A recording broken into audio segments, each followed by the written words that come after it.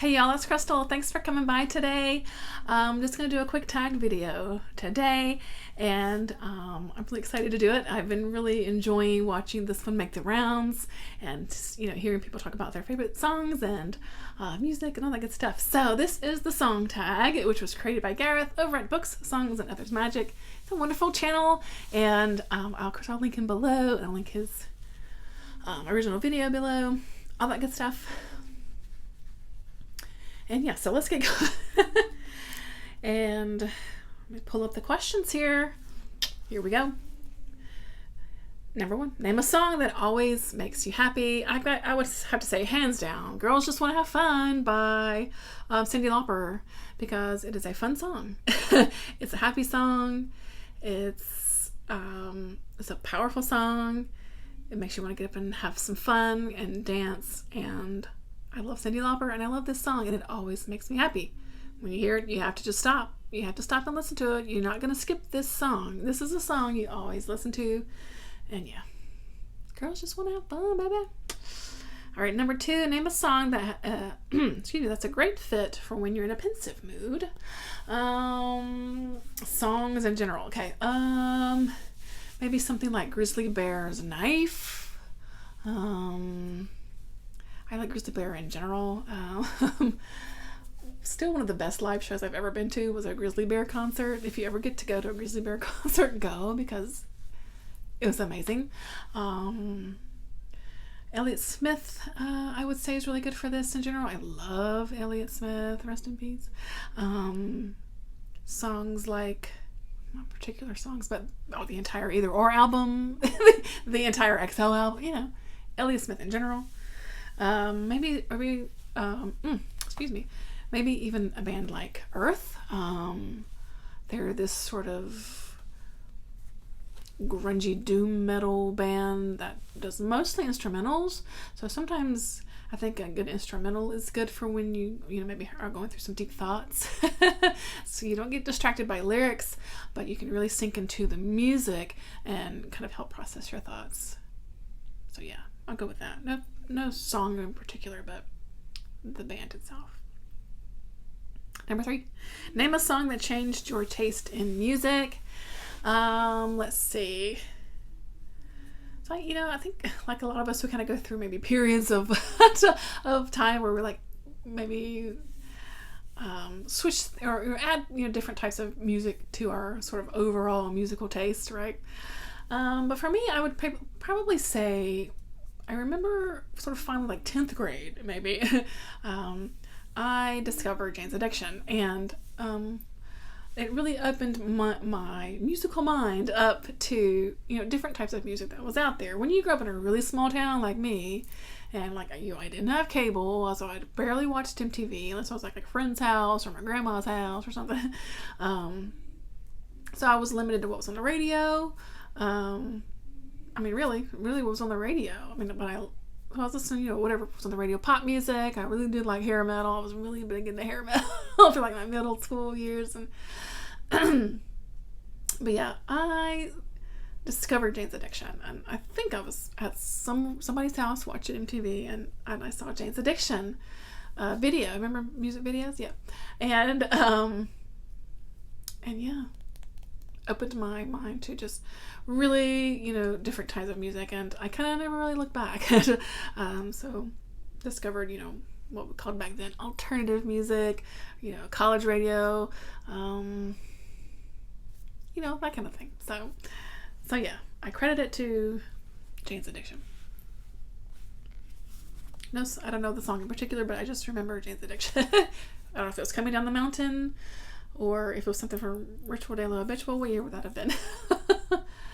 It could have been like Ben Costellan or something, maybe. Well, that would have been around 92, 93. I would have been in 10th grade. Yeah. Where am I? Number 4, a recent song that you've just discovered and loved. So funny enough, I'm going to say this song because it's something that I would have never listened to were it not for my sort of newfound love of watching Thai dramas. So I think I've mentioned on the channel before that my sister and I have been watching these Thai dramas together, and even though we live on opposite sides of the country, we watch them and then we just, we chat about it, the next day or something like that. Or like, I'll catch up over the weekend, and she's like, oh, I would just watch episode 5. I'm like, girl, this what happened. So yeah, we've been watching these Thai shows. And this show, Ken Porsche in particular, there's a character on the show who was a musician, and he's actually is a singer in real life. His name is Jeff Sater. So let me introduce you to Jeff Sater, and his new song actually just came out. It's called Dum Dum, and so I'll make a little playlist. I think most people are making a little playlist, so I'll make a little playlist and I'll put his new song on there. It's really fun, kind of dancey pop.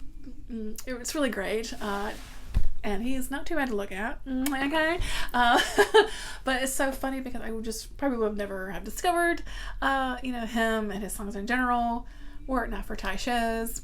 And so thank you, Thai dramas, and being able to watch them on the internet. All right, where am I at? Name 3 bands or artists that you love. Okay. Narrowing down to 3 is, of course, really hard.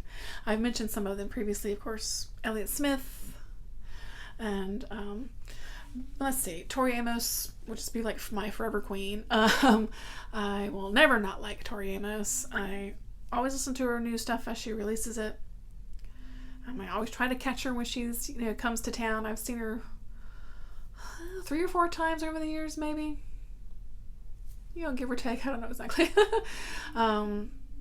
She's just, what do you say? A wonderful songwriter, gorgeous piano player, full of emotion, makes me cry, makes me happy, makes me sad. Yeah. I love Tori Amos, so I always love Tori Amos. Period. As I will always love Ween. They're just one of those bands that I started loving in high school. And even though they haven't made a new album in quite a few years now, I love them. I love their music. It's very different. It's sometimes funny, it's sometimes absurd. They're hell of musicians, though, write hell of songs. I just love them. I've seen them also live, several times over the years of my life. If they come nearby, I try to catch them. They've not even really had shows in quite a while. But I think they did do some shows last year. They're from like the Philly area, I think. So I think they did some shows in Philadelphia last year. But anyway, they've not done many shows lately. Oh God, how do we even narrow this down to favorites? Oh my God. The Cure. We'll say The Cure. I love The Cure, of course. All of their albums. I've got some on vinyl. I've got some on CD. Love The Cure. They're just really special, aren't they? I love their songs. Yes. There's tons more, of course. I love music, so yeah. It's hard to. That's just the 3 that come to mind today. Okay. Okay. Number 6 is, what instrument would you like to be able to play? I was a piano kid. I took piano maybe about 5 years, and I got pretty good at it actually. But then I just stopped. So I wouldn't really know. I would have to start all over if I were to wanted to play piano. I'm not against playing piano, but I would actually, honestly, really would love to learn to play the drums. I think that would just be really fun. I am sort of drawn to the beat of a song anyway. I think the drums would be really fun and interesting, and I would love to learn how to play the drums. Wouldn't that be fun? Number 9. What are numbers? Who knows? Number 7, name a fiction book with music at the center of its narrative. Of course, my mind immediately went to Daisy Jones and the Six, but I'm sure everyone is going to be saying that one. But another one that I don't know that I've ever talked about this book on my channel. If I haven't, it's been a long time. But it's called Echoes by Pam Munoz-Ryan. It's a middle grade book, and it's wonderful. It is absolutely wonderful. It follows the stories of 4 kids sort of at different periods of history, and this magical harmonica, and what the harmonica brings to their life. And I'm telling you, it is wonderful. It is absolutely stunning, this book. It makes me cry. It was so emotional. It is so wonderful. And this sort of magical harmonica sort of has this effect and bringing things to these children's lives. There's a kid during World War II.